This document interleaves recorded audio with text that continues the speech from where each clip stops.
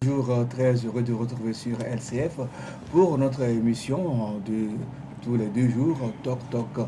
Toc Toc de ce vendredi 20 avril est au 20e numéro et nous recevons ce matin encore deux confrères. Le premier pour nous, Joël Ega. Il est le directeur de publication du journal Fraternité. Bonjour Joël. Bonjour mon frère, bonjour auditeurs, téléspectateurs, téléspectatrices et tous ceux qui nous suivent actuellement sur les écrans que sur le web, puisque LCF est sur le web depuis un temps. Merci donc d'avoir répondu à notre invitation à pied levé. Vraiment, merci. Merci aussi à notre second invité ce matin là pour nous, Maxime Domeny. Il est le rédacteur en chef du bi-hebdomadaire L'Alternative. Bonjour. Oui, bonjour Junior, bonjour à tous les téléspectateurs. Et félicitations aussi pour les 20 numéros de Toc Toc. Okay. Alors, dans la deuxième partie, nous aurons M. Koumou Thomas. Il est le président de Veille économique. Avec lui, on va parler de l'avenir du franc CFA. Tout d'abord, voici la une des journaux.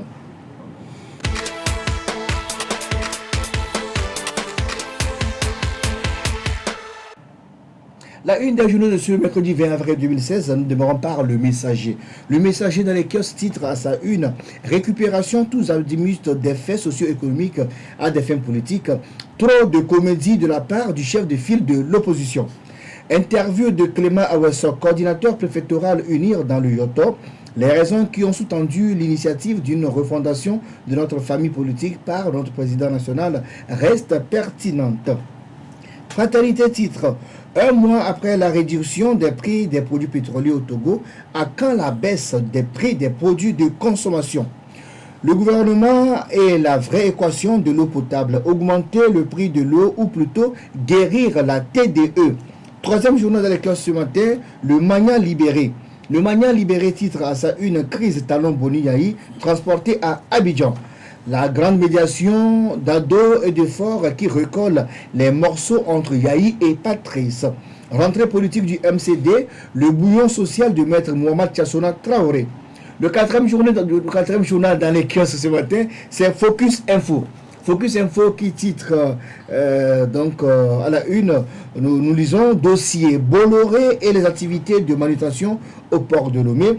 Une concession qui date de 2001. Plus qu'une affaire judiciaire, une bulle médiatique, politique décentralisation vers un retour du pouvoir à la maison. Invité spécial, interview de Madame Badama Simivedor, elle est DG du Fayège Économie. Perturbation dans la distribution de l'énergie électrique, délaissage ou simple panne technique. C'est une interrogation dont la réponse se trouve dans le bimensuel Focus Info dans les cœurs depuis ce matin.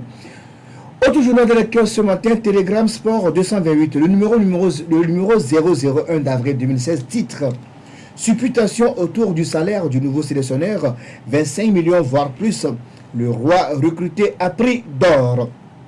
Contact positif avec Adebayor, porte ouverte à Tolisso Sunum Lapa. Musique festival d'Anoumabo, tout fan sur le même podium que Papa Wemba. Dans les kiosques encore, on a des journaux qui sont sortis hier, mais qui sont tous dans les kiosques, notamment l'Indépendant Express de Carlos Kitaou. On voit par exemple à la une le jour où le général Katanga va succomber à la tentation. Nous avons aussi l'alternative de Ferdinand Ité de Maxime Domeny, sorti hier dans les kiosques. Investiture du Congo, empereur fort, Boud, patriarche Sassou.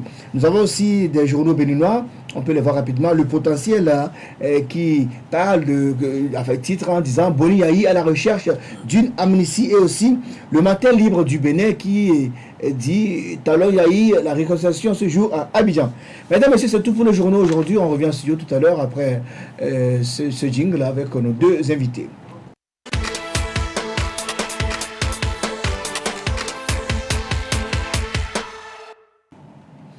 Alors, retour en studio avec nos invités, je rappelle leur nom, Joël Ega, il est le directeur de publication du journal Fraternité, et aussi Maxime Domeny, il est le rédacteur en chef du bi-hebdomadaire L'Alternative. On va démarrer brièvement par cet anniversaire du parti au pouvoir UNIR qui a eu 4 ans, le 14 avril dernier. On voit que le parti est créé il y a 4 ans, et ils ont fêté leur 4e anniversaire. Un mot de leur existence depuis 4 ans brièvement. Un mot de leur existence, c'est qu'on reconnaît que UNIR électoralement est plus assise. est plus assis que son ancêtre, le RPT.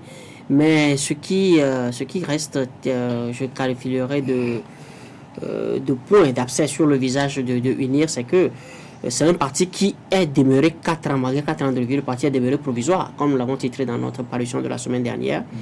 UNIR est un parti toujours provisoire parce que le parti est toujours dirigé par un bureau provisoire présidé par le chef de l'État lui-même, ce qui fait dire à certains observateurs que UNIR est un parti ad hoc, un parti qui se cherche encore.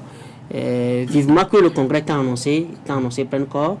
Mais également, quand on prend le fond de UNIR, c'est vrai que UNIR est venu s'asseoir sur les vestiges du RPT. Vous vous rappelez que le RPT a été dissous quelques heures seulement après la mise en place de UNIR. Oui, au point qu'aujourd'hui encore au sein de UNIR, les tenants du Parti vert, que nous appelons le RPT, les tenants du Parti vert ont du mal à parler de dissolution, mais ils parlent de fusion-création. Et cet état d'esprit mine encore le parti aujourd'hui parce que, vous voyez, UNIR est tiré entre, comme l'a dit un responsable de UNIR, le problème de UNIR, c'est UNIR lui-même. Parce qu'au sein du parti, il y a les deux courants, qui d'abord les jeunes et les classiques, les tenants de l'ancien ordre, les jeunes qui estiment avoir été les éminences grises du parti, c'est eux qui ont réussi à ce que le chef de l'État mette ce parti-là en place. Mais les anciens qui disent d'accord, mais UNIR s'est installé sur les vestiges de ce que nous avons construit, donc vous ne pouvez rien faire sans nous. Mais en somme, il se fait que quand vous voyez la vitrine que présente UNIR, dans les pratiques, rien, en fait, pas grand-chose n'a changé.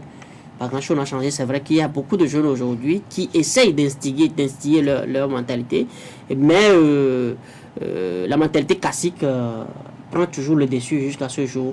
Et c'est dommage. Donc, nous, on estime à Fraternité que, comme nous l'avons publié la semaine dernière, il faut que le parti tire des conseils, des résultats qu'il a eu lors de la dernière présidentielle, parce qu'il faut noter que Faure avait été élu en 2010 à 66%. En 2015, il a été réélu à 58,4%. Donc, Faure a été moins élu qu'il n'avait été élu. Pourtant, il a eu à déployer des projets, des bitumages, des routes, le FNFI, avec tout ce qu'il pouvait faire pour drainer l'électorat. Mais il a été moins élu qu'il était élu en 2010. Donc, c'est un message fort que ce parti-là, le plus grand parti au Togo, doit exploiter. Et donc, nous estimons que ça amène à un changement d'esprit et pour également changer la gestion qui est faite des Togolais jusqu'ici. Maxime Domigny, 4 ans d'existence d'UNIR, 2 victoires aux élections, législatives 2013 gagnées et aussi présidentielle de 2015 gagnées, mais le parti n'a toujours pas de bureau définitif. Oui, le parti n'a pas de bureau définitif. Bon, tout ça, vous avez dit que le parti a gagné. Hein. Moi, je mets les gagnés entre guillemets. Mais ce que j'aimerais surtout ajouter, c'est que, en fait, comme l'a dit tout à l'heure Joël Legard, en fait, le UNIR, c'est ce que UNIR est pour force, ce que le RPT a été pour Yadima, ni plus ni moins. En fait, Yadima avait son RPT, Faure à son UNIR, et UNIR, en fait, dans le fond, il n'y a rien qui a changé, sauf que les premiers responsables, les pères fondateurs, entre guillemets, ne sont plus les mêmes, mais ils portent le même patronyme. Les pratiques sont demeurées les mêmes. Aujourd'hui, avant, on avait connu RPT parti État. Aujourd'hui, l'UNIR fonctionne comme un parti État. Il y a tous les cadres de l'administration sont obligés d'être à UNIR ou de participer aux activités ou de financer le parti UNIR. Et donc voilà, donc ces 4 ans, espérons qu'ils ne feront pas 38 ans au pouvoir comme le papa, sans alternance. Donc aujourd'hui, dans l'opinion, malgré ce que les tenants du parti ont dit, dans l'opinion, on n'a pas l'impression que quelque chose a changé au sein de ce parti. On a l'impression juste comme si comme s'ils ont changé de manteau, mais le fond demeure le même. Donc pour vous, UNIR est la nouvelle appellation du RPT? Naturellement. La preuve, vous regardez ceux qui font partie de... Bon, aujourd'hui, il y a eu du recrutement au sein du parti, mais les anciens sont demeurés les classiques dans l'ombre au sein du parti. Et donc, c'est la nouvelle appellation de RPT. Ils ont parce qu'il y avait un passif loup du RPT, donc ils ont voulu tromper un peu la vision des gens.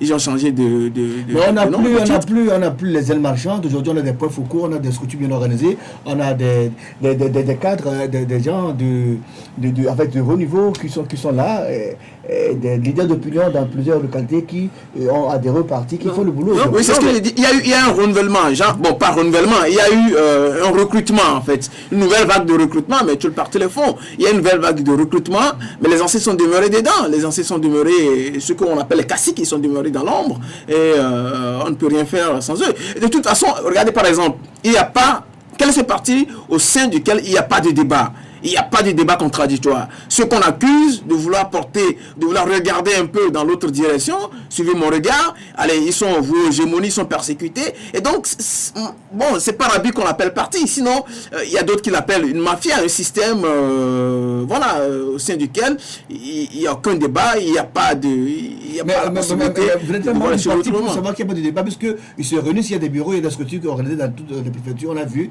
la semaine dernière qui ont fait dans le cadre de leur anniversaire, mais les structures sont là, donc les gens se réunissent.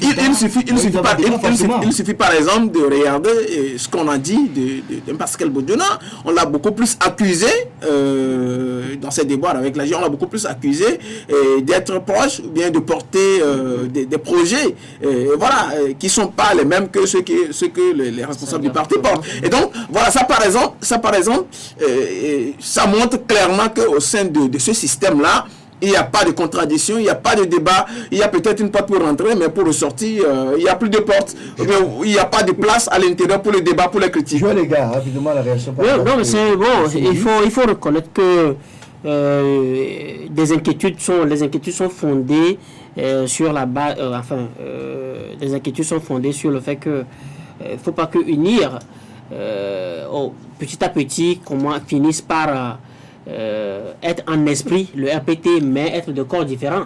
Parce que le paradoxe, c'est que il faut se rappeler, je dis dans l'histoire du Togo, les chiffres sont importants. C'est pas pour rien que Faure Gnassingbé a choisi le 14 avril, parce que le 14 avril, ça faisait 45 ans jour pour jour, quand son papa prenait le pouvoir, effectivement le pouvoir. Et donc, est-ce que il voudrait malicieusement s'inscrire dans la logique que son père a entretenue pendant 38 ans, que lui-même, il a annoncé, il a dénoncé indirectement. Il dit lui, c'est lui, moi, c'est moi. Effectivement, il dit c'est lui, il reprend la nouvelle ère. Donc, on souhaite vivement que cette vague jaune-là au sein de l'UNIR puisse vraiment émerger. Et cette vague ne peut émerger que si vraiment le chef de l'État, Faure Gnassingbé lui-même, il leur balise la voie. Et parce que il est encore de triste mémoire. Moi, j'ai été sonné d'apprendre lors de la formation du gouvernement et Selam Klasso que vous avez vu le scénario qu'on a connu. Le premier responsable, après Faure Gnassingbé, le premier responsable de l'UNIR, Georges Aïdam, au journal de 13h, il a été nommé ministre plein. Et à 20h, il y a un de nos documents qui sort, qui l'a relégué en rang de ministre délégué. Or, quand vous prenez, c'est-à-dire que pour nommer des gens, il faut un profil. Et quand vous prenez le profil, le parcours, le CV qu'il a réuni à la tête de l'UNIR, c'est plus que louable. C'est-à-dire que le RPT hier avait combien de majorité au Parlement? Quand on était à 81 députés, il y avait 45 députés. Et une cinquantaine de députés. 52, oui. Aïdam a réussi à faire engranger des voix, à unir dans le sud, ce qui était impossible hier. Ils sont passés à 52 députés et ils ont remporté la présidentielle, malgré tout le temps qu'il y a autour. Est-il que le gars, il a fait avancer l'UNIR, il a réussi à se unir, mais on n'a pas pu nous expliquer comment pour vous, M. Aïdam mérite mieux que le poste du ministre délégué. Il mérite mieux. Je mets au défi celui qui c'est le chef de l'État, c'est lui qui choisit. Oui, mais c'est pourquoi c'est lui qui trouve que pour le sein de ministre délégué. C'est pourquoi je dis cette mouvance jeune, cette mentalité réformatrice, parce que on a aujourd'hui 2 militants du UNI, c'est-à-dire qu'il y a des militants du UNI, quand tu les vois, ils sont vraiment en phase, ils comprennent, c'est-à-dire ils sont plus ou moins ouverts aux critiques. Mais il y en a qui sont encore dans la logique comment vous l'appelez, des clientélistes sous les arbres de Lomé 2. C'est-à-dire que tant que tu dis quelque chose, tant que tu dis quelque chose qui est contraire, mais comment ça se manifeste sur le terrain? Le problème, c'est que la stratégie est plus cynique aujourd'hui. C'est-à-dire que vous sortez de ce débat, vous allez voir par exemple, il y a des confrères parmi nous qui enregistrent ce débat-là, qui vont chez ceux-là qui sont leurs parrains pour monnayer ce que nous faisons. Or, qu'est-ce que nous faisons? Nous ne faisons que développer, nous ne faisons que raisonner dans l'intérêt de tout le monde. Mais quand il y a ces réseaux aujourd'hui encore, mais ça veut dire que rien n'a changé. On ne sait pas que ces réseaux existent. Non, mais ces réseaux existent. Moi, je te dis, mon frère, on a quitté le plateau d'une télé un jour quand confrère très un radical proche de UNIR me dit, mais quand vous raisonnez comme ça nous arrange, ça fait nos affaires. Parce qu'il a dit clairement, ils vont commercialiser. Mais quand on cultive cette mentalité-là, je me dis, en quoi est-ce qu'on a rompu avec le RPT? On ne dit pas que le RPT était le diable. Ça veut dire que toute initiative, toute institution a son bon côté comme le mauvais côté. Mais voilà comment ça se passe, au point que il faut pas aussi il faut pas passer par quatre moyens pour le dire. Mais aujourd'hui, le paysage est tel qu'il faut être de unir pour réussir. Il faut être de unir pour réussir. Tout se passe comme si tu n'es pas de unir, mais toi, tu vas espérer, ton espoir va durer 5 ans, tu diras non, après 5 ans ça va aller encore, mais tu vas finir. Mais il y a eu un concours au niveau de la santé, mais on n'a pas choisi que les gens d'unir. Hein. Bon, ça c'est juste. Non, mais attendez, moi je n'affirme pas ça, mais dans la pratique n'est pas encore inclusive. La pratique n'est pas encore inclusive. Il faut que UNIR s'ouvre à la critique, il faut que UNIR s'ouvre. Pas, comme Maxime le dit, recruter de nouvelles têtes, mais il faut qu'on change vraiment d'esprit. Et parce que mon adversaire, c'est pas UNIR. Mon adversaire, c'est pas UNIR, ce n'est ni l'ANC, mais moi, mon adversaire, c'est les esprits qui ne balisent pas la voie au développement. Alors merci, on va parler de l'alternance à la tête des États africains. Kofi Annan, l'ancien secrétaire général de l'ONU, a lancé hier à Tana en Éthiopie, en marge du 5e forum de haut niveau sur la sécurité en Afrique, un appel aux dirigeants africains. Partez au terme de votre mandat constitutionnel, car selon le diplomate ghanéen, le refus de partir pourrait susciter des conflits, des soulèvements populaires et donner prétexte à des militaires à organiser des coups d'État. Alors, comment réagissez-vous à ces déclarations choc de Kofi Annan hier en Éthiopie? Oui, vous l'avez bien dit, c'est une déclaration choc, mais Kofi Annan ne dit rien de nouveau. Beaucoup de personnes, en fait, c'est le bon sens en fait, Et puis beaucoup de personnes avant Kofi Annan l'ont dit. Et quand vous faites un mandat, c'est suffisant, c'est largement suffisant pour pouvoir. Parce que, par exemple, ce que vous n'avez pas pu faire en 5 ans, en 10 ans, rien n'est sûr que vous le ferez en 15 ans, en 20 ans, en 30 ans, 40 ans. La preuve, on a connu des gens qui ont dirigé ce pays pendant 38 ans. Le pays est resté comme on le sait aujourd'hui. D'autres sont en train de le diriger depuis maintenant 11 ans. Ils vont faire 15 ans. On ne sait pas s'ils vont partir après 15 ans. Mais le pays est resté comme ça. Non. Il y a des gens... Il est resté comme ça. On a vu les routes, on a vu beaucoup de chantiers. Ça fait le même système qui dirige le Togo pendant 50 ans maintenant. Est-ce que ça a changé? Je vais vous expliquer. Les choses ont changé, c'est dans la bouche. Je vais vous expliquer. Est-ce que vous savez par exemple que dans ce pays, il y a les hommes qui partagent les mêmes eaux de boissons que les animaux? Je ne raconte pas des mythes, je raconte pas des histoires. Est-ce que vous savez qu'il y a des élèves à ce jour qui sont obligés de se tenir debout pour écrire contre le mur? Mais c'est dans ce côté, il y a aussi d'autres révolutions, il y a d'autres embellissements. Qu'est-ce que les autres ont fait? Mais les autres pays en 50 ans, qu'est-ce que les autres ont réalisé? C'est ça qu'il faut comparer. Il ne faut pas dire non parce qu'on a fait 1 kilomètre de route. Et puis quel type de route? Mais il y a eu des centaines de kilomètres de route. Et regardez par exemple, vous parlez de route, parlons-en si vous voulez. Par exemple, les contournements de Alédio. Il y a eu, il parle de premier et deuxième contournement. C'est des routes qu'on a faites. Et puis quelques mois après, on est obligé de refaire les mêmes routes. Les routes que nous avons aujourd'hui sont de quelle qualité? C'est des choses qu'on fait. C'est des choses à viser électorale. Genre, on le fait juste pour dire, regardez ce que nous avons fait. Et allez, c'est une excuse pour nous de rester ad vitam aeternam à la tête du pays. Vous savez, par exemple, si vous allez au Sénégal, Watts, il a réalisé plein de travaux. Mais cela n'a pas servi dans la Libye, même si lui-même il a été tenté par le diable, entre guillemets, mais il n'a pas, à cause de cela, il n'est pas à cause de cela resté 20 ans ou 30 ans au pouvoir. Ça veut dire plutôt que quel que soit ce que vous avez réalisé, quel que soit ce que vous avez comme projet pour votre pays, quel que soit l'amour supposé que vous déclarez pour votre pays, Ce n'est pas le nombre d'années que vous faites à la tête de ce pays-là qui justifie que vous avez été un bon président. Un bon président, en 5 ans, en 10 ans, il fait ses preuves, il laisse les autres il laisse les autres apprécier, par exemple. Et il fait de telle sorte que ceux qui sont venus avant lui ne fassent pas autant que lui, ou bien ceux qui n'aient pas fait autant que lui, et ceux qui viendront après lui ne fassent pas autant que lui. C'est ça. Et puis c'est cette concurrence-là qui crée l'humiliation, qui stimule le développement. Mais quand c'est les mêmes personnes, regarde par exemple au Togo, plus de 90% des Togolais, ils ont connu le même système. Et puis, malheureusement, nous les Togolais, on n'a pas souvent l'occasion de sortir, ce qui fait qu'on n'a pas d'éléments de comparaison. On n'a pas de référence dans ce pays. Tout le monde regarde dans la même direction. Mais c'est grave, c'est tellement grave. Vous savez, la dernière fois, il y a un ambassadeur qui dit qu'aux États-Unis, que ce n'est pas pour rien que les États-Unis sont premiers dans tout, parce qu'il y a cette émulation, il y a cette liberté, donc qui stimule l'audace, qui stimule les volontés, les ambitions. Mais dans un pays où il n'y a pas d'ambition, où tout le monde se dit, bon, c'est les mêmes qui sont là, ils vont rester ad vitam aeternam, il n'y a pas d'innovation, quoi. Vous savez, c'est juste comme un voile qui couvre le pays, on est dans une grotte pendant que les autres évoluent, se développent. Nous, on est là, on reste dernier dans tous les domaines. Joël Legare, Kofi Annan demande aux chefs d'État africains de quitter le pouvoir au terme de leur mandat constitutionnel. Effectivement, bon, ça veut dire que si une fois que la constitution limite le mandat, il faut quitter. Mais ce jour-ci, ce n'est pas le cas. Dans les autres pays, on a vu en Afrique centrale, on ne va pas citer le pays, le Congo par exemple, les gens ont dû refaire des gymnastiques pour... Oui, mais je crois que non, c'est un message qu'il a envoyé indirectement à Sassou Nguesso. Vous voyez la situation dans laquelle le Congo se trouve aujourd'hui. Ils avaient à peine commencé par décoller. Et quand Denis Sassou Nguesso a choisi de ramener le pays en arrière. Et moi, je me dis... je ne sais pas pourquoi.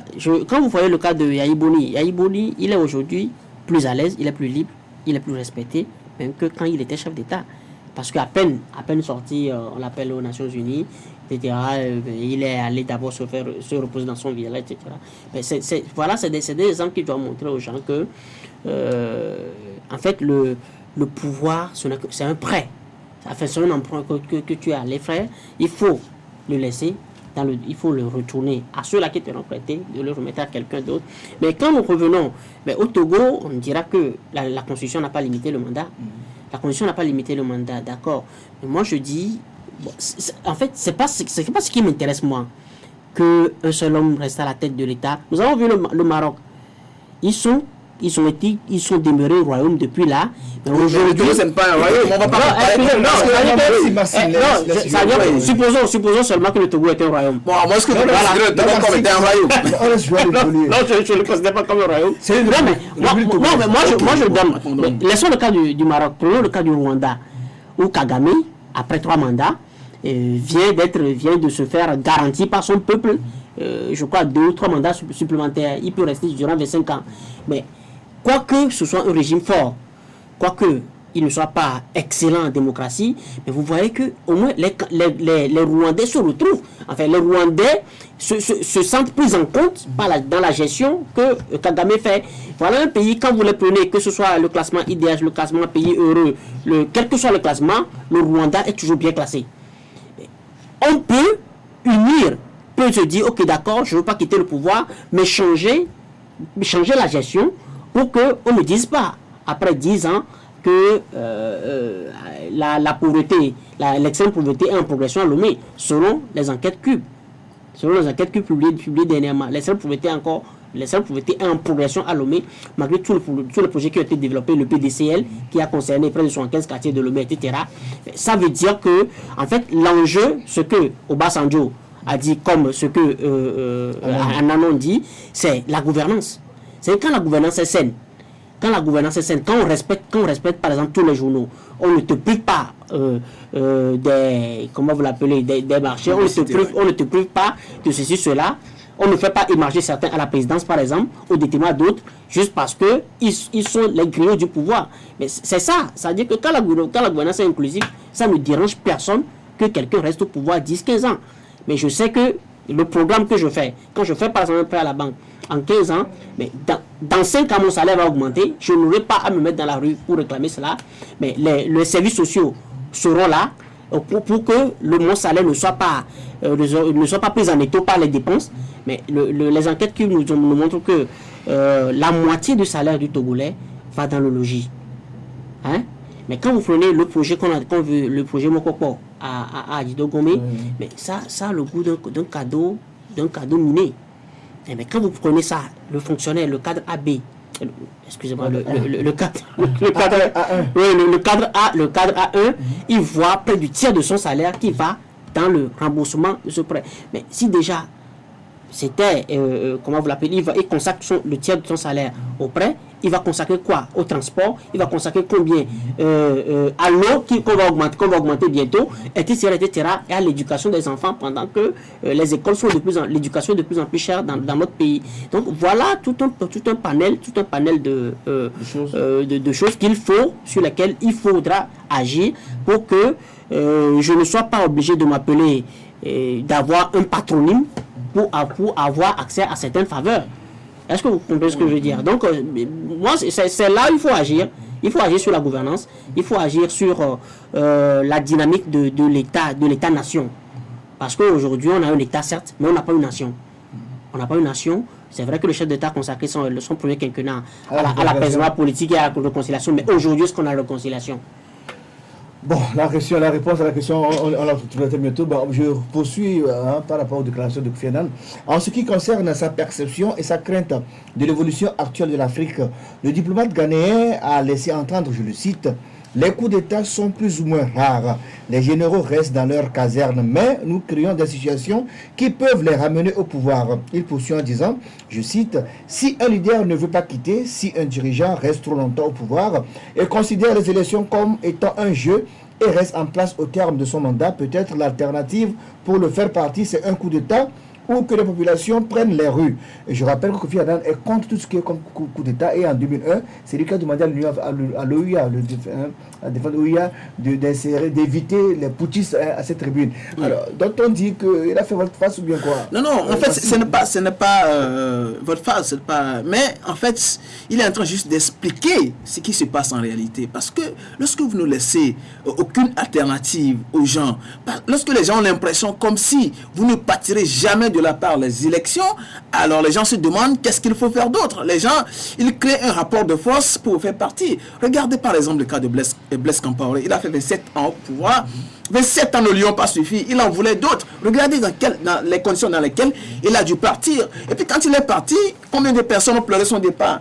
Pratiquement personne, même parmi ses collègues, ses homologues africains, on n'a pas pleuré son départ parce qu'on estimait que 27 ans c'était trop et que c'était de la gourmandise. Pratiquement. Donc, tous ceux qui font preuve de cette gourmandise et qui ne veulent pas partir et qui, comme le dit Kofi Annan, considèrent les élections comme étant des jeux.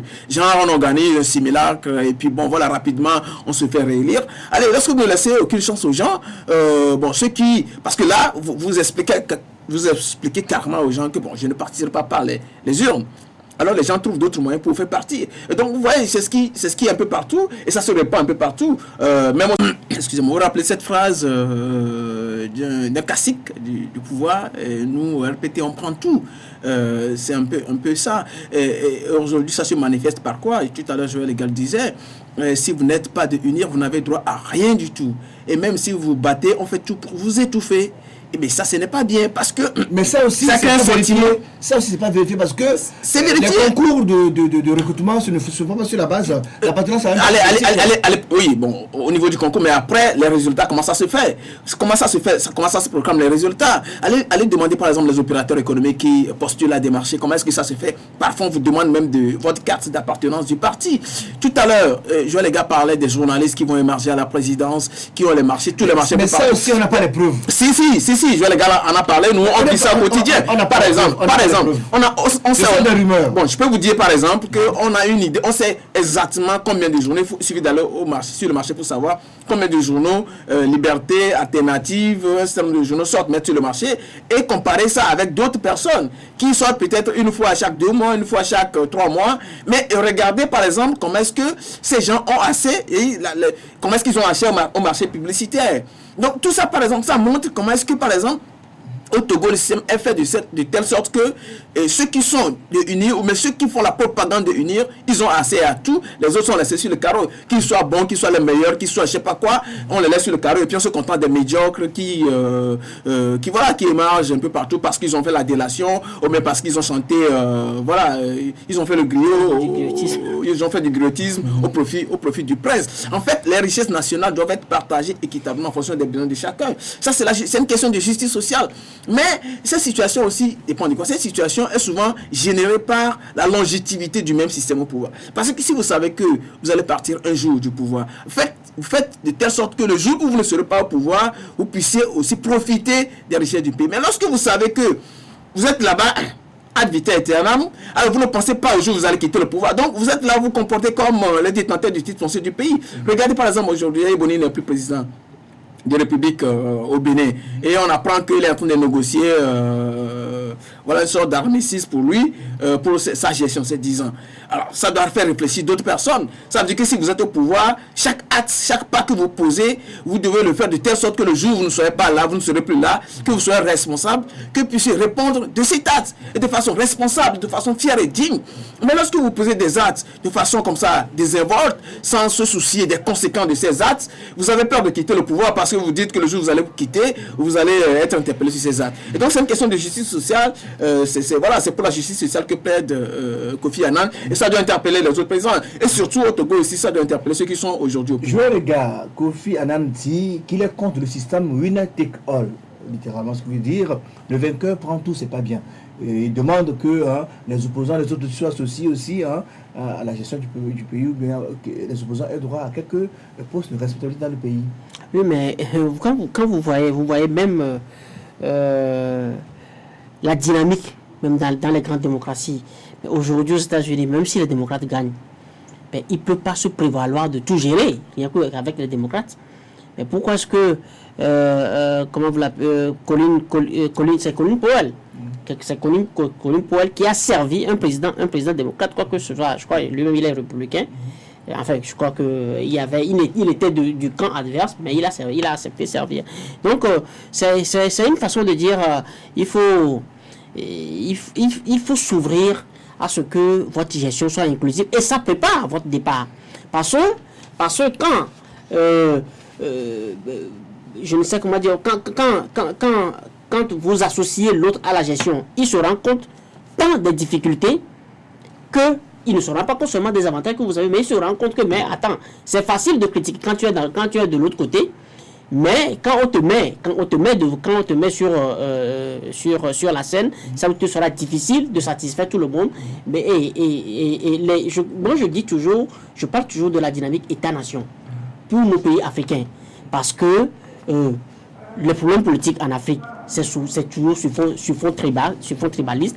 Moi je dis, si aujourd'hui UNIR ne veut pas associer l'ANC, mais il y a d'autres courants que UNIR peut associer et montrer effectivement qu'on fait confiance, on veut les associer à la gestion du pouvoir. L'UFC, la CPP sont associés par exemple. Non mais attendez, l'UFC et la CPP, c'est eux qui remplacent aujourd'hui les JAPT et l'UNFT d'hier. Enfin, ils remplacent les ailes marchandes. Mais même quand ce ne sont pas des connotations politiques, mais il y a des leaders d'opinion aujourd'hui qui...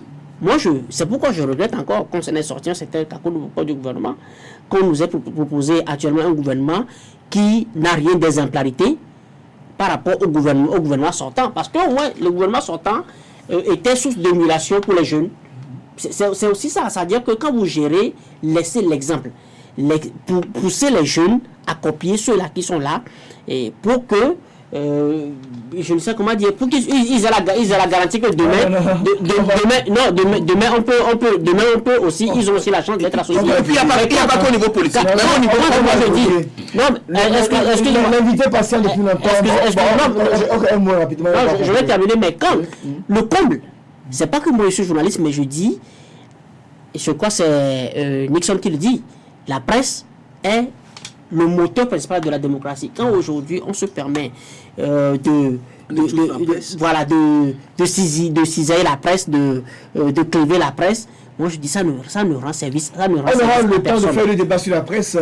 Mesdames, messieurs, nous sommes dans Talk Talk. Tout à l'heure, on va recevoir notre invité là pour moi, monsieur Thomas Koumou, président de Veille économique. le jingle et on revient en studio.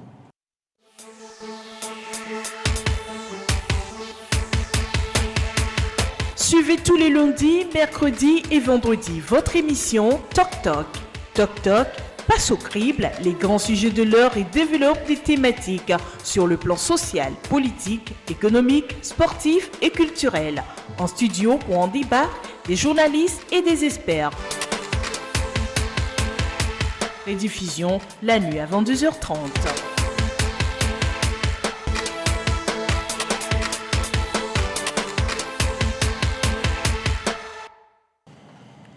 Nous avons en studio notre invité là pour nous, je vous rappelle, Thomas Koumou, il est le président de Veille économique, il est donc un économiste. Alors monsieur Koumou, le débat a fait tabac ces jours-ci en Afrique, les voix s'élèvent, hein, que ce soit les intellectuels, les chefs d'État, les leaders d'opinion, tout le monde crie, tout le monde pratiquement, enfin les gens sont contre l'existence du franc CFA. Ils disent que c'est une forme de colonisation, c'est une forme de nouvelle colonisation et les gens s'opposent vraiment à ce qu'on ne continue pas à utiliser le franc CFA. C'est quand après les indépendances. Alors, vous, en tant qu'économiste, quelles sont vos observations sur la question? Je vous remercie de m'avoir invité sur ce plateau. Écoutez, par rapport à la problématique du franc CFA, je crois que à travers Veille économique, nous sommes exprimés. Et personnellement, nous avons toujours estimé qu'à l'état actuel des choses, vu la situation structurelle de nos économies, vu la situation géostratégique, géopolitique du monde, vu la situation intellectuelle de nos États, nous estimons qu'il serait prématuré, voire préjudiciable à nos États de sortir aujourd'hui du franc CFA. Et je peux vous dire que si vous regardez la matrice économique du Togo à l'heure actuelle, si nous n'avions pas le franc CFA, si nous n'avions pas la garantie, la confiance de l'extérieur vis-à-vis du franc CFA, nous serons probablement dans la situation du Venezuela. En ce sens que nous serons obligés de dévaluer notre monnaie, et parce qu'ayant une situation de surendettement qui sera couplée probablement avec un niveau très élevé de taux d'inflation, et aussi à une difficulté de couverture de devises des importations de l'extérieur, parce que nous n'arriverons plus à exporter suffisamment de produits pour avoir des devises couvrir nos importations. C'est ce qui se passe aujourd'hui aux Venezuela. Et le risque, c'est que les gens sont obligés de faire une queue pour aller acheter dans un supermarché. Voilà, ça c'est les risques liés à la gestion de sa propre monnaie. Lorsque les dirigeants, les politiques ne sont pas suffisamment responsables pour gérer correctement la monnaie, vous pouvez vous retrouver dans un chaos. Mais le Ghana, sa propre monnaie, le Nigeria, sa propre monnaie, eux n'ont pas ces problèmes. Les situations du Ghana et du Nigeria aujourd'hui, le Ghana est sous la supervision des experts du FMI, ça vous ne savez pas. Le Nigeria vient d'évaluer déjà sa monnaie, le Nigeria a des difficultés aujourd'hui pour faire son budget, tout juste parce que les politiques nigériens n'ont pas été capables de couvrir le risque de la volatilité du cours du pétrole. Tout simplement. Et voilà les problématiques. Moi, mon problème, il est simple. C'est-à-dire que nous n'avons pas encore prouvé, politiquement parlant, structurellement parlant en termes économiques, que nous pouvons gérer la monnaie. À partir du moment où le Tchad, par exemple, a moins 1700 milliards de déficit de la balance commerciale, et que le Tchad n'arrive pas à faire de l'agriculture, comment le Tchad peut gérer une monnaie? Moi, c'est la question que je me pose. C'est-à-dire que tout ce qui est primaire, tout ce qui est élémentaire, nous n'arrivons pas à les faire. Nous n'arrivons pas à structurer nos économies. Nous n'avons pas de modèle de croissance. Au jour d'aujourd'hui, personne ne sait quel est le type de modèle de croissance du Togo. Est-ce que c'est un type de modèle de croissance orienté genre asiatique, c'est-à-dire on fait de la production et on exporte, et là on escamote tout ce qui est commerce intérieur, tout ce qui est une élévation au niveau du pouvoir d'achat de l'intérieur, ou bien c'est indexé sur le modèle classique des Occidentaux où on fait tout pour que la consommation intérieure puisse faire porter la croissance économique. On n'a pas de typologie claire de modèle de croissance. Donc à partir de ce moment-là, prendre une responsabilité de se désarmer d'un franc CFA qui nous garantisse au moins aujourd'hui la confiance de l'extérieur. Parce que même le franc CFA, personne ne connaît le franc CFA à l'extérieur. Vous voulez sortir de la zone mémoire, vous devez avoir dans votre portefeuille soit de l'euro, soit du dollar. Pour la simple raison que nous n'avons pas de masse critique en termes de commerce en termes d'échanges financiers et commerciaux avec le monde. Voilà, il y a 40-50 ans, personne ne connaissait le yuan chinois. Mais aujourd'hui, vous êtes obligé, lorsque vous êtes homme d'affaires, lorsque vous faites des analyses de taux de change avec le dollar, vous êtes obligé de faire des analyses de taux de change avec le yuan, parce que vous êtes obligé de commercer avec la Chine.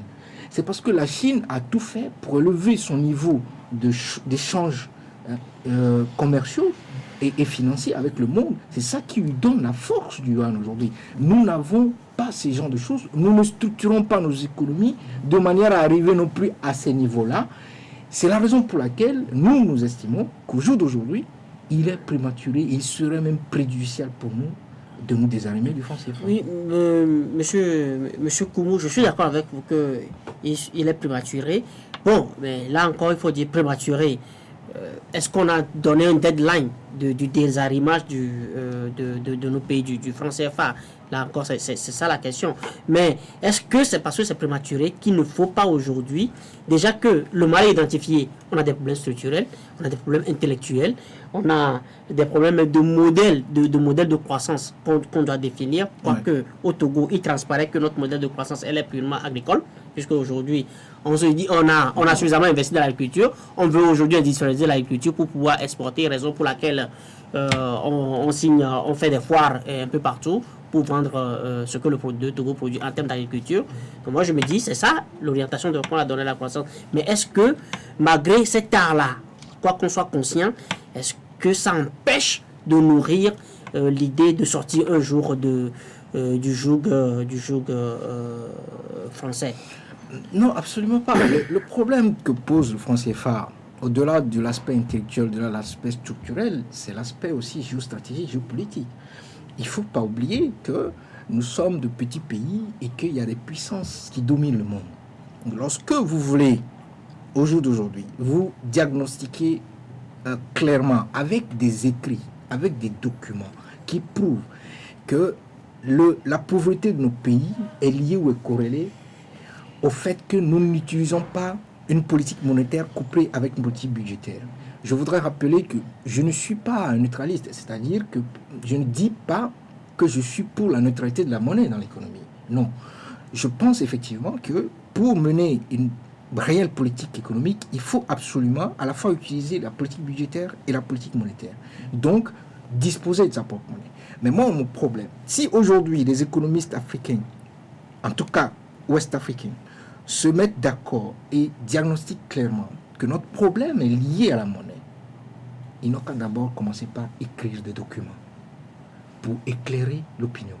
Ils n'ont qu'à mener une démarche structurée, une démarche logique, avec sang-froid, raisonnable, pour même organiser des cellules au sein de nos facultés, des cellules secrètes au sein de nos facultés, structurer la démarche, l'étaler sur plusieurs années pour montrer clairement que l'objectif, c'est à terme de se désarrimer du franc CFA, mais voilà la trajectoire qu'on doit suivre. Ça veut dire que vous n'êtes pas contre l'objectif? Absolument pas. Je sais pertinemment, même si je sais aujourd'hui que la Côte d'Ivoire n'a pas la monnaie, enfin, ne s'est pas désarrimée du franc CFA, mais la Côte d'Ivoire est le premier producteur mondial de cacao. Ce n'est pas parce que la Côte d'Ivoire a une autre monnaie qu'elle est le premier producteur mondial de cacao. Non, parce que les Ivoiriens ont travaillé. Ça veut dire que tous les autres pays peuvent faire la même chose. Le problème n'est pas le CFA en principe, selon vous? Non, pour moi, non. Au jour d'aujourd'hui, nous n'avons pas de problème pour pouvoir nous développer. Non. Et puis, il y a une chose qu'il faut comprendre. En économie, on utilise la planche à monnaie ou on utilise la politique monétaire lorsque l'économie est orientée vers l'exportation. C'est-à-dire que lorsque vous avez déjà fini de structurer clairement votre primaire, adossé à ce secteur primaire, un secteur secondaire, et que vous transformez les produits primaires et vous voulez exporter massivement, là, vous êtes obligé d'ajouter à votre politique budgétaire une politique monétaire, une flexibilité monétaire pour pouvoir vendre. Donc, faire des politiques de dépréciation ou d'appréciation de manière à pouvoir exporter. Mais aujourd'hui, nous exportons quoi? L'Afrique tout entière représente 1,5-2% dans le commerce mondial. L'Afrique de l'Est, n'en parlons pas. Le seul pays digne aujourd'hui qui fait de l'exportation, c'est la Côte d'Ivoire. Si un pays réclame aujourd'hui il y a aussi le droit, Le Nigeria a sa monnaie, d'accord? Le Nigeria a sa monnaie, mais le Nigeria aussi a ses problèmes. Le Nigeria est 5e producteur africain de pétrole, mais n'a pas de raffinerie. Et ça aussi, c'est un autre problème. Il n'a pas de carburant, de pétrole de carburant. Le Nigeria a le gaz, mais n'a pas d'électricité. Voilà les problèmes. Ça, c'est des trucs, des b.a.-ba. Mais nous n'arrivons pas à faire les b.a.-ba. Maintenant, nous voulons gérer une monnaie. Il faut comprendre que la gestion d'une monnaie est d'une complexité terrible. La seule confiance, manque de confiance d'une population dans ses gouvernants peut faire déprécier une monnaie. Et ça est arrivé la dernière fois pour le Sidi ghanéen. Le Sidi ghanéen s'est déprécié pour la simple raison qu'il y a eu un frottement entre les changements de dirigeants au Ghana, où l'autre est décédé et un autre l'a remplacé. Les Ghanéens ont commencé par... Et certains nombres de corruption a commencé par atteindre le monde judiciaire. Les Ghanéens, les hommes d'affaires ghanéens, ont préféré à un moment donné se réfugier dans le franc CFA plutôt que de faire encore des affaires dans le Sidi. Voilà la complexité de la gestion d'une monnaie. Monsieur Koumou, dites-nous aujourd'hui, est-ce que on ne paie quand même pas trop cher cette dépendance, cet arrivage du franc CFA au défunt franc français aujourd'hui, l'euro? Est-ce qu'on ne paie pas trop cher cette dépendance, cette garantie du franc CFA? Pour moi, non. Au jour d'aujourd'hui, non. Pour la simple raison que ce que nous versons, si on peut l'exprimer ainsi, par l'exploitation de matières premières, qui doit absolument servir de garantie auprès de la Banque de France, 25% du montant des exploitations que nous versons pour les garanties de notre monnaie, pour moi est infime par rapport à la protection des chocs conjoncturels et structurels mondiaux auxquels nous sommes confrontés aujourd'hui. Je l'ai dit en débutant l'émission, que si nous n'avions pas le franc CFA, toute la zone UEMOA aujourd'hui serait portée probablement vers une dévaluation de cette monnaie-là. Si c'était éco, écu, comme on les appelle. Donc pour la simple raison que nous sommes aujourd'hui structurellement parlant à un niveau d'endettement très élevé dans toute la zone UEMOA, y compris le Togo. Nous avons des difficultés à couvrir nos importations parce que nous n'avons plus suffisamment de devises. Pour la simple raison que nous n'exportons pas suffisamment. Parce qu'il faut comprendre que lorsque vous êtes homme d'affaires togolais et que vous voulez importer des produits, il faut que vos fournisseurs soient payés en devises. Et cette devise, la contrepartie se fait par les banques qui sont partenaires de nos banques qui sont ici.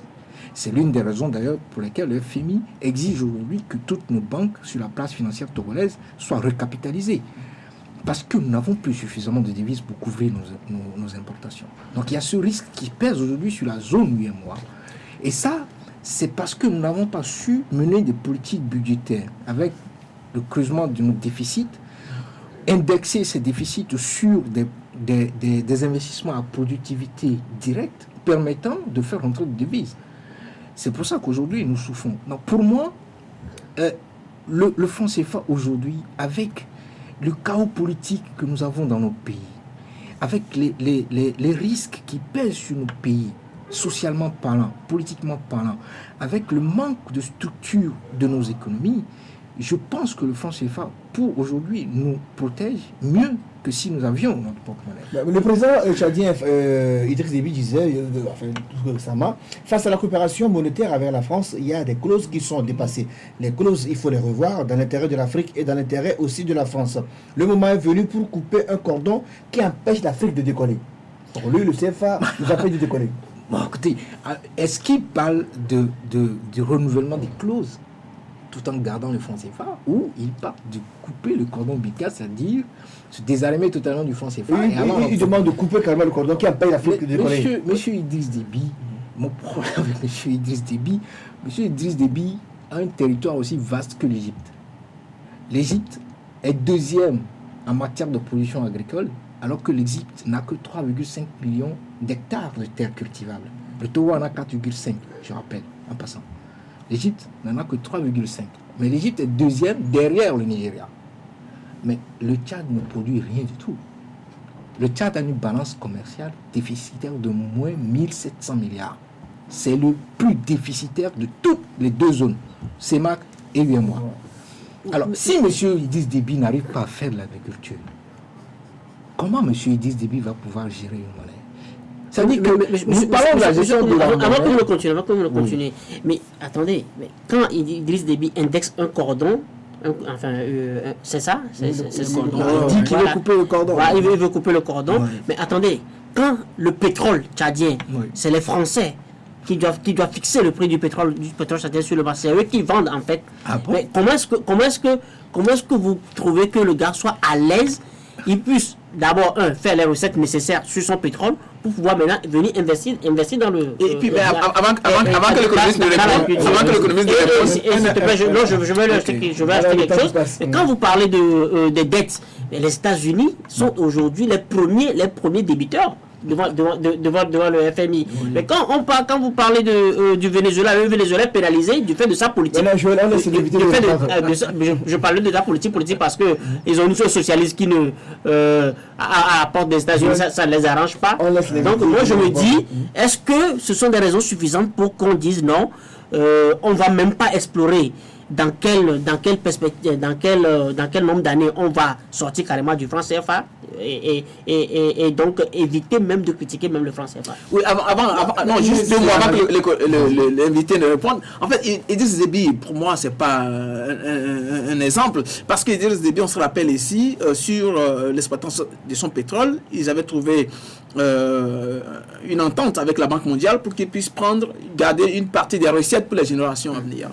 2 ou 3 ans après, Idriss Déby a voulu toucher à cette recette.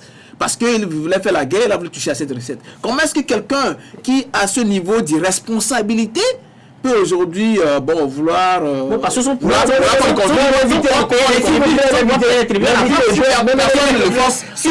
laisser fixer le prix de son pétrole par la France. Je vais répondre à M. Koumou rapidement. Je dirais, il faut en Afrique qu'on arrête de jeter la pierre. Il ne faut pas tout le temps jeter la pierre, dire que la France a fait ci, les États-Unis ont fait ça, telle puissance a fait ci. Arrêtons de jeter la pierre. Regardons d'abord nous-mêmes, ce que nous faisons, d'où nous voulons partir et où nous voulons mener nos États. Alors, par rapport à l'endettement, j'ai toujours dit qu'il faut arrêter de comparer l'endettement, la structure d'endettement d'un pays aussi puissant que les États-Unis avec un pays aussi pauvre que le Togo ou les autres pays. Ça n'a absolument rien à voir. Si aujourd'hui, je peux voyager d'ici Lomé à Sinkassé avec un TGV et qu'on me dit que le Togo a un endettement qui est à 200 ou à 300% de son PIB, je n'ai absolument pas de problème. Mais je n'ai même pas de chemin de fer, Lomé et Sinkassé. Donc on ne peut pas me dire qu'on n'a pas de chemin de fer et on s'endette et on veut comparer cet endettement avec un pays puissant comme les États-Unis qui envoie un engin sur Pluton. Ça n'a absolument rien à voir. Alors, pour ce qui concerne M. Déby, je le dis, je le répète, M. Déby est incapable de faire une couverture de risque de son pétrole, de la volatilité de son pétrole. Aujourd'hui, il peine à faire un budget. Et ça, c'est le b.a.-ba de la finance. Lorsque vous êtes pays exportateur de pétrole brut, puisqu'il ne raffine pas son pétrole, il n'a pas de raffinerie, lui non plus. Eux tous, il puise nos matières premières et il exporte ça. Lorsque vous êtes pays producteur de pétrole et que vous savez pertinemment qu'il y a une forte volatilité du pétrole sur au moins 10 ans, où votre pétrole peut atteindre $150 le baril, comme vous pouvez vous retrouver 2 ou 3 ans après à un pétrole à $50 le baril. Le b.a.-ba de la finance de marché dit qu'il faut faire une couverture de risque. Et c'est ce que l'Algérie a fait. L'Algérie a créé un fonds souverain qui lui a permis de balancer les excédents du pétrole dans ce fonds souverain. Et ce fonds souverain, aujourd'hui, lui permet de couvrir le risque de volatilité à la baisse du pétrole.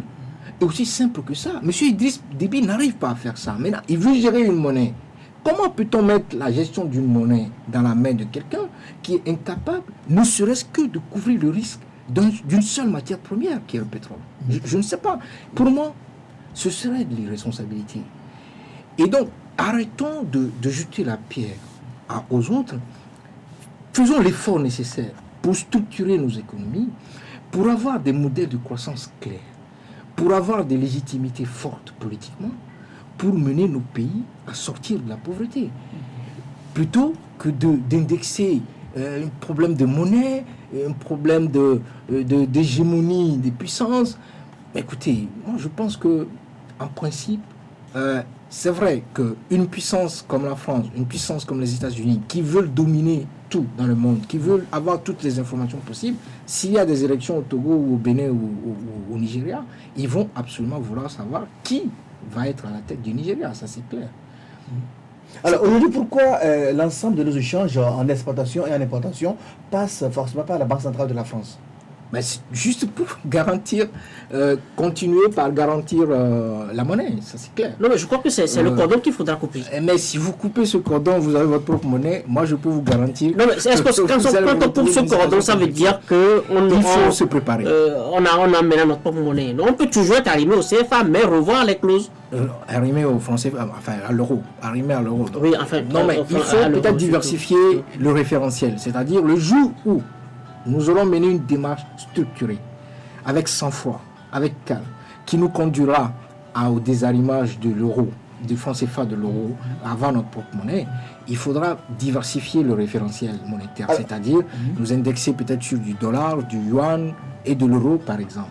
Ce qui permettra effectivement de mener une certaine flexibilité par rapport à nos échanges commerciaux. Le professeur Gakoun Boukwa, lui, il demande d'arrimer le CFA à un panier de monnaie de sorte que nous puissions disposer d'un degré de liberté supplémentaire. Qu'en dites-vous? C'est ce que je viens de dire, c'est-à-dire qu'il faudra à terme, si un jour nous ayons notre propre monnaie, diversifier notre référentiel de monnaie.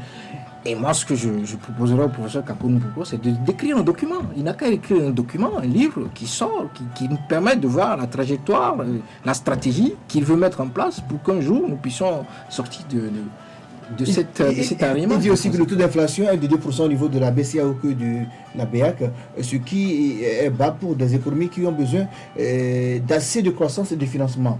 Ah oui, mais ça, c'est le fait que nous partageons la même monnaie dans une zone où les convergences des économies ne sont pas les mêmes. Mais le seul indicateur qu'il faut maintenir dans une certaine stabilité, dans une certaine marge, pour que nous puissions au moins respirer, c'est le taux d'inflation. Donc on ne peut pas se permettre aussi de laisser volatile le taux d'inflation.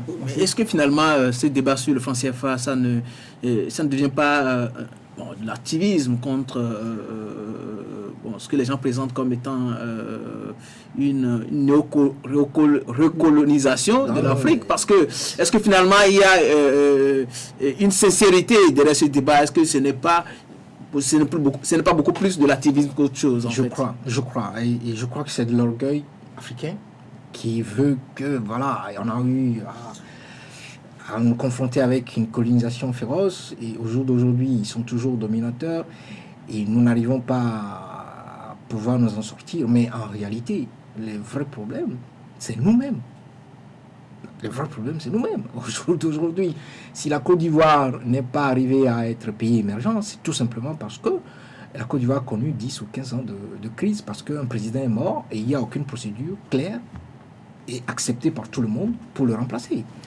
C'est pour cela. Sinon, la Côte d'Ivoire serait devant le Maroc, etc. Moi, quand j'étais en classe de terminale, lorsque vous voyez les épreuves de baccalauréat en mathématiques, en physique, et les épreuves du Togo n'ont absolument rien n'a envié aux épreuves marocaines et autres. Mais aujourd'hui, ce sont les groupes marocains qui viennent acheter nos banques. Ce qui, pour moi, est inacceptable. Parce que moi, en tant que financier togolais, économiste togolais, je n'ai absolument aucun complexe devant un Marocain. Absolument aucun. Quelle que soit l'école ou l'université qu'il a fréquenté. Mais aujourd'hui, nous avons refusé de bosser, de travailler, de structurer nos économies. Et aujourd'hui, ce sont des banques marocaines qui viennent racheter nos banques. C'est une honte pour nous. Monsieur Koumou, une dernière question avant de clôturer l'émission. Alors, le franc CFA, on a la zone BEAC, on a la zone BCAO. Oui. Si vous avez le CFA du Togo, que vous allez en Afrique centrale, et pour pouvoir faire des échanges, c'est compliqué. Alors, pourquoi ne pas avoir le même franc CFA dans les deux zones que de vouloir scinder? Parce que vous ramenez le CFA de l'Afrique centrale au Togo, personne n'en veut. Et il faut le payer avant de faire des échanges. Le problème est simple. Les deux zones sont trop vastes. Et lorsque la Banque de France voulait mettre en place la monnaie franc CFA, on ne pouvait pas prendre le risque de mettre ensemble les deux zones. C'est juste un problème de structuration. Et pour la simple raison que si vous rassemblez les deux zones ensemble, vous avez des divergences culturelles, je dirais, très élevées, qui font en sorte que mieux vaut gérer la CEMAC à part et la CEDEAPA. L'une des raisons fondamentales, c'est par exemple la CEDEAO et la CEMAC. Vous allez en Europe, tout le monde vous dit, tous les experts vous disent que l'organisation la plus structurée et le plus fonctionnelle en Afrique, c'est la CEDEAO. La CEMAC n'a jamais fonctionné. Jamais. Pourquoi il doit fondre les deux monnaies aussi? Justement, c'est ce que je vous explique. C'est trop vaste. C'est trop vaste et je dirais la régulation serait compliquée à faire si on mettait les deux zones ensemble. Et qu'est-ce que ça pose comme problème en réalité? Parce que moi, ce que je veux, c'est que les gens mènent des études claires, avec des raisonnements mathématiques, d'abord pour nous diagnostiquer et nous prouver que le fait de n'avoir pas notre monnaie est un problème. Ça, c'est la deuxième chose, c'est si nous décidons d'avoir notre monnaie, est-ce que ce sera une monnaie zone UEMOA, zone CEMAC à part, ou une monnaie, les deux zones réunifiées? Moi, je peux vous dire qu'il y a des études qui ont été faites au Canada qui ne veulent pas être publiées parce que je vous dis que c'est un problème géostratégique et géopolitique, le problème de la monnaie franc CFA. Ces études ont montré que si nous ne faisons pas attention, le désarmement du franc CFA va faire exploser nos pays. Et que la seule option possible, c'est qu'un jour, on puisse avoir une monnaie pour les deux zones réunifiées. C'est la seule option possible. Même l'option UEMOA avec sa propre monnaie, l'option CEMAC avec sa propre monnaie, ne marcherait pas. Donc moi, ce que je souhaite, c'est que les intellectuels africains, des universitaires, qui sont branchés sur ce dossier du franc CFA que moi je trouve Sort des livres, perte de temps, sont les arguments crédibles. ils n'ont qu'à produire des documents et nous tous, nous allons lire les documents, les analyser et apporter notre contribution. Voilà. Merci à vous, monsieur Koumouto. Moi, je rappelle C'est que moi vous êtes qui vous président de Veille économique. Merci d'avoir accepté notre invitation. C'est moi qui Nous vous sommes remercie. vraiment ravis et on espère vous retrouver pour d'autres sujets liés à l'économie dans cette D'accord, émission. il n'y a pas de problème. Merci à notre confrère Joël Ega, il est le directeur de Fraternité. Oui. Oui, merci. Merci aussi à Maxime Domini, il est le rédacteur en chef de l'Alternative. Mesdames et messieurs, Merci aussi. merci de nous avoir suivis Talk Talk de ce mercredi 20 avril, le numéro 20 s'achève ainsi. La rediffusion c'est à 22h30 tant sur LCF que sur City FM et aussi sur le www.lcftogo.com pour tous les amis de la diaspora. On se retrouve vendredi pour un nouveau numéro. Vraiment, toutes nos excuses pour le désagrément lié à la coupure du courant. Et on se retrouve très bientôt pour d'autres informations.